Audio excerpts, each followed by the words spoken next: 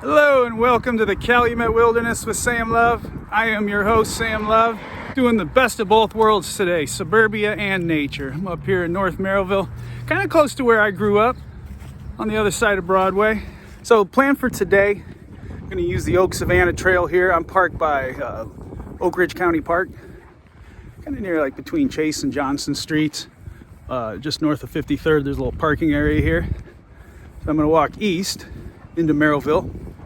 And when I get to Harrison Street, I'm going to cut south down to Pruzin Park, which has a special meaning for me. I'll talk about more of that when we get down there. Overall, I think it'll be about between 6 and 7 miles, so not too bad. Took a short hike through here last week, right after the snow. What a difference a few days makes out here.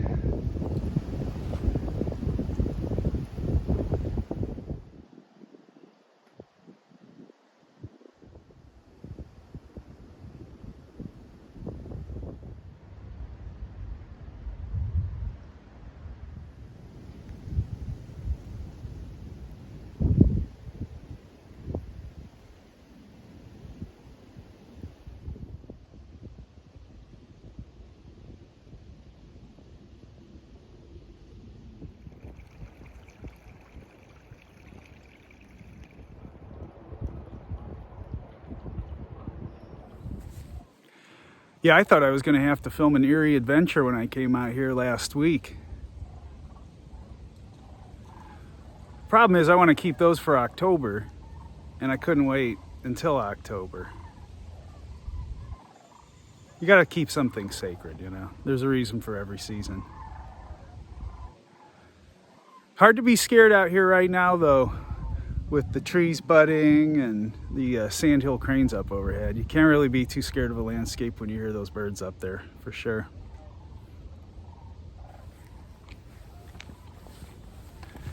Yeah, the wind was whistling through. The snow that had accumulated on tree branches and trunks was being blown by the wind, but it would dissipate in the air, so it looked like this ghostly veil coming down. You've got these gnarly, chewed up trees here. It was dark and gray. You know, the wind would cause some voices to carry through. And we are in the vicinity of Rita Road. It's just about half mile or so to the south. And this area up here, you know, from Rita Road up to Ross Cemetery, is one of the areas, according to the stories, where the ghostly apparition disappears. So maybe I had reason to be a little fearful out here last week. Things like light and sound and the color of the sky, cloud cover, all that makes a huge difference when filming. And that's why I don't like to go out and film in my home, Gary, Indiana, when it's dark and gray. Because that's what all the wankers do.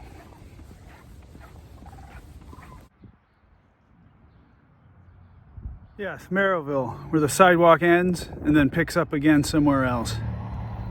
Of course, that's better than what I had in my neighborhood. If you saw the video about where I grew up, we didn't even have sidewalks.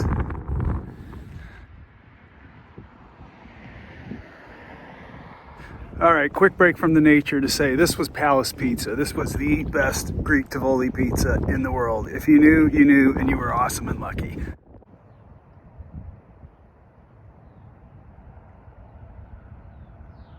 I'm now at Pruzin Park in Merrillville at 57th and Harrison. And this really is a special place to me. My friends and I in the neighborhood used to walk home from school through here. So when I learned that it became a park and a dedicated nature preserve, I was just so happy from that. And you think about it, what a perfect way to end a school day, especially at that age, you know. Horrible hormonal age that is junior high school. Get out, have that freedom, fresh air, blow some steam off, and get home and take a nap. I don't remember exactly which route we took through here, but something tells me this little tree passage would have been very alluring to us. Rarity of rarities, proper island in the Calumet region. Yeah, we'd cut through this little path here, get to the backstop, see that big open view in front of us. It's freedom and openness, a wonderful thing.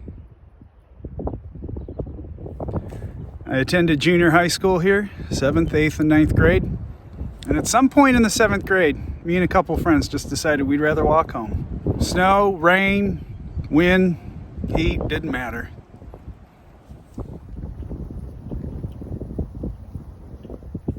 I don't know the name of this ditch, but it confluences with Turkey Creek over at Innsbruck. It turned totally green when we go outside for gym class. It'd be like thick green, and all of our tennis balls and baseballs and basketballs would end up in the water. This part of the trail on the northern end of the park is my favorite. It's made of recycled rubber, and it is very easy on the knees.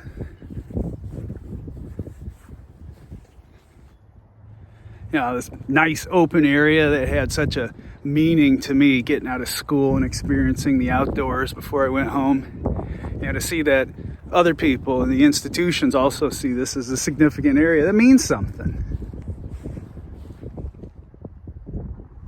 It's the same feeling I get when I do my genealogy and I find out where my ancestors lived, and then I jump on a map and find out that those properties are now parks or nature preserves.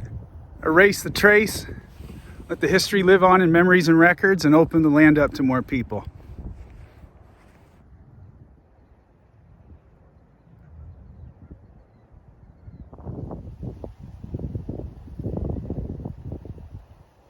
Only thing missing, the old steeple of St. Peter and Paul Church.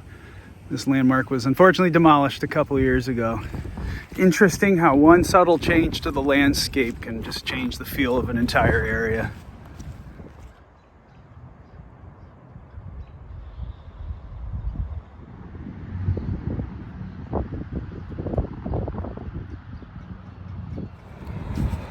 I know I make fun of the suburbs a lot, but you know why I do that?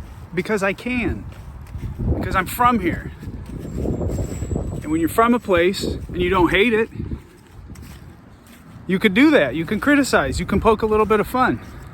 I just want to be truthful in all things. So to tell the truth, I really like areas where nature and suburbia come together. And this is one of them, right here on the border of Gary, Indiana.